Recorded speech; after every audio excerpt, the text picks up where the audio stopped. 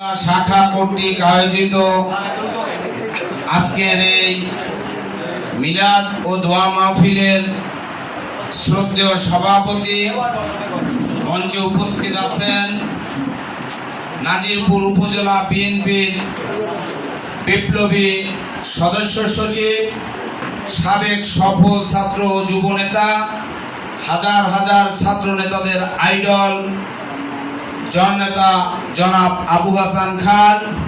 উপস্থিত আছেন নাজিরপুর উপজেলা বিএনপির সিনিয়র যুগ্ম আহ্বায়ক, সাবেক সফল ছাত্র যুব নেতা জনাব মোহাম্মদ রেজাউল করিম লিটন।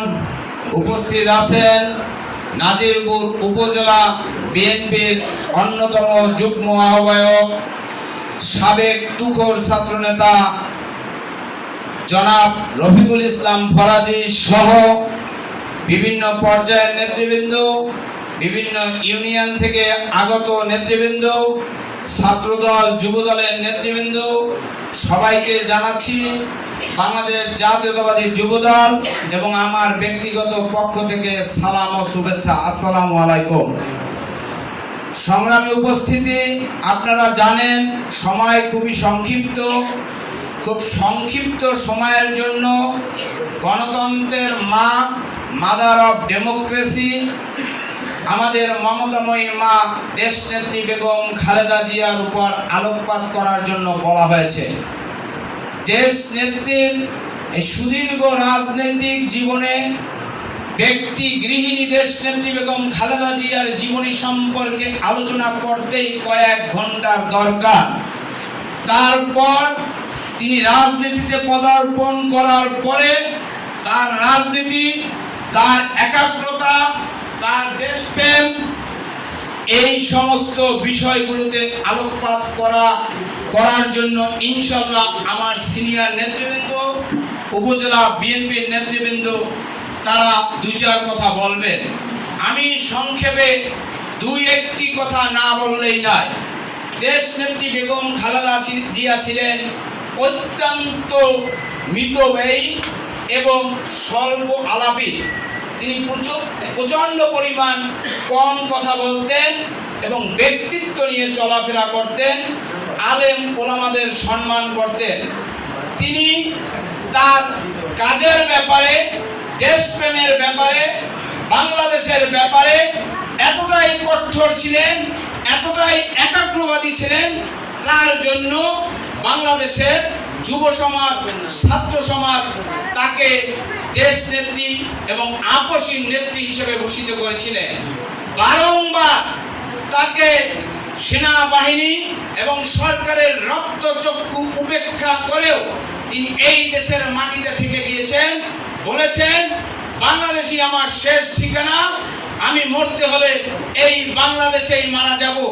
কিন্তু আমরা দেখেছি অন্য দলের বিভিন্ন নেতা নেত্রীরা বারবার এই বাংলাদেশ যখন দুর্যোগে পড়েছে, বাংলাদেশ যখন অশনি সংকটে পড়েছে, বিপদের সম্মুখীন হয়েছে, এই দেশের আমাদের মতো আম জনতাকে রেখে পালিয়ে গিয়েছে।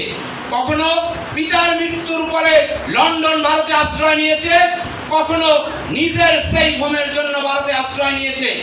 একটি কথা আমাদের মতো আম জনতাকে গেলানো হয়, শেখ হাসিনা নাকি 5ই আগস্ট, আমরা যাকে 36শে জুলাই বলি, সেই দিন নাকি তিনি জানতেনই না তাকে ভারত নিয়ে যাওয়া হচ্ছে, তাকে নাকি গোপালগঞ্জ নিয়ে আসা হবে, এই ভেবে তিনি প্লেনে উঠেছিলেন।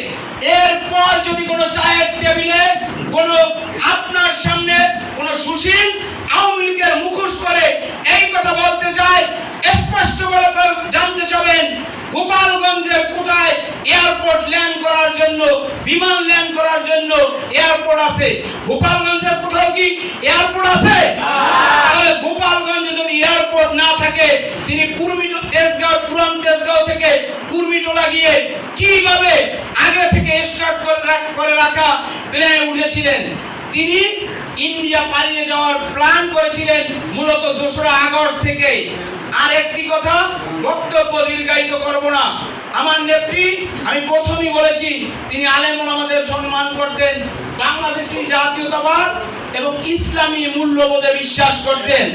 এখন এইটা তো শুধু বক্তব্যের মাধ্যমে হবে না, তিনি ইসলামী মূল্যবোধে বিশ্বাস করতেন, এর তো প্রমাণ নেওয়ার দরকার আছে। কিভাবে খালেদা জিয়া ইসলামী মূল্যবোধে বিশ্বাস করতেন? শুধু আলেম ওলামাদের দিয়ে জোট করছেন এর জন্য না, এর জন্য নয়। আপনারা জানেন যখন সাদ্দাম হোসেন, ইরাকের সাদ্দাম হোসেনের সাথে আমেরিকার যুদ্ধ বেঁধে গিয়েছিল, তখন আমেরিকার এই বুশ সারা বিশ্বের নামকরা সেনাবাহিনীদের নিয়ে একটি ন্যাটো বাহিনী করেছিলেন। তখন ইরাকে মুহু বোমা বর্ষণ করে আমাদের মুসলিম ভাইদের রক্তাক্ত করে দেওয়া হচ্ছিল। দেশনেত্রী বেগম খালেদা জিয়া তৎকালীন বাংলাদেশের প্রধানমন্ত্রী, তাকে যখন আমেরিকার প্রেসিডেন্ট ফোন করে বলেছিলেন আপনার সেনাবাহিনীও আমার ন্যাটোতে দেন, আমরা ইরাকে হামলা করব, খালেদা জিয়া দৃঢ়কণ্ঠে বলেছিলেন ইরাকে আমার মুসলমান ভাইরা থাকে, বাংলাদেশের সেনাবাহিনী ইরাক করতে যাবে, কোন মুসলমানের রক্ত ঝরাতে নয়।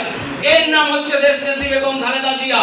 আজকে অশ্রুসিক্ত হয়ে যায় আমাদের এই সুদিন, এই স্বৈরাচার পতনের দিন আমাদের দেশনেত্রী বেগম খালেদা জিয়া দেখে যেতে পারেন নাই। তিনি মৃত্যুর আগে বারংবার কেঁদে কেঁদে বলেছিলেন আমাকে প্রধানমন্ত্রী করার দরকার নাই, এই ফ্যাসিবাদ, এই ফ্যাসিস্টের হাত থেকে, এই জুলুমের হাত থেকে আপনারা বাংলাদেশকে রক্ষা করেন। আমরা না পারলেও আমরা হয়তো মিলে গিয়েছিলাম, এই দেশের তরুণ ছাত্র সমাজ এই দেশ থেকে ফ্যাসিস্ট নব্য হিটলার শেখ হাসিনাকে বিতাড়িত করেছেন। তারপর আমাদের নেত্রী বেগম খালেদা জিয়া জান্নাতের পথে যাত্রা করেছেন। একটাই মাত্র আপনাদের কাছে কামনা, আল্লাহ তাআলা এখানে আলেম ওলামারা আছেন, আল্লাহ তাআলা তার দরবারে লাখ লাখ কোটি কোটি মুমিন যখন হাত তুলে কারোর জন্য দোয়া করে, সেই দোয়া কবুল করে তার জন্য জান্নাতের ব্যবস্থা করে দেওয়া হয়। আমরা চাই আমাদের নেতা শহীদ রাষ্ট্রপতি, বাংলার রাখাল রাজা শহীদ প্রেসিডেন্ট জিয়াউর রহমান জান্নাতবাসী হোক। আমরা চাই দেশনেত্রী বেগম খালেদা জিয়া জান্নাতের সর্বোচ্চ মাকাম জান্নাতুল ফেরদৌস নসিব হোক, এবং আমাদের কাজের দুজনের রেখে যাওয়া সুযোগ্য উত্তরসূরি আমাদের নেতা বর্তমান প্রধানমন্ত্রী তারেক রহমান তাদের পিতা মাতার রেখে যাওয়া কাজ সম্পন্ন করে বাংলাদেশকে যেন তাদের উদ্দেশ্য লক্ষ্য অনুযায়ী সেই অভিষ্ট লক্ষ্যে পৌঁছে দিতে পারে। সেই দিন পর্যন্ত জাতীয়তাবাদের প্রত্যেকটা সৈনিক তারেক রহমানের জন্য বুক পেতে রাস্তায় দাঁড়িয়ে থাকবো। যে কোনো ষড়যন্ত্র আমাদের রক্তের উপর থেকে তারেক রহমানকে হানা দেবে, এটা বলে বিশ্বাস রাখি। এর বাইরে আমরা ঘরে ফিরে যাব না। আল্লাহ মরহুম দেশনেত্রী বেগম খালেদা জিয়াকে জান্নাতুল ফেরদৌস নসিব করুন। খালেদা জিয়ার জীবনী সম্পর্কে বলতে গেলে অনেক কথা বলতে হবে, নেতৃবৃন্দ বলবে। সবাই আমার কথা ভুল ত্রুটি মার্জনা হলে ক্ষমা সুন্দর দৃষ্টিতে দেখবেন। সবাই ভালো থাকবেন, দেশনেত্রী বেগম খালেদা জিয়ার জন্য দোয়া করবেন। খোদা হাফেজ। বাংলাদেশ জিন্দাবাদ। শহীদ রাষ্ট্রপতি জিয়াউর রহমান অমর হোক, দেশনেত্রী বেগম খালেদা জিয়া অমর হোক।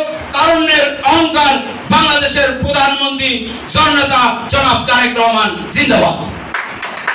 ধন্যবাদ।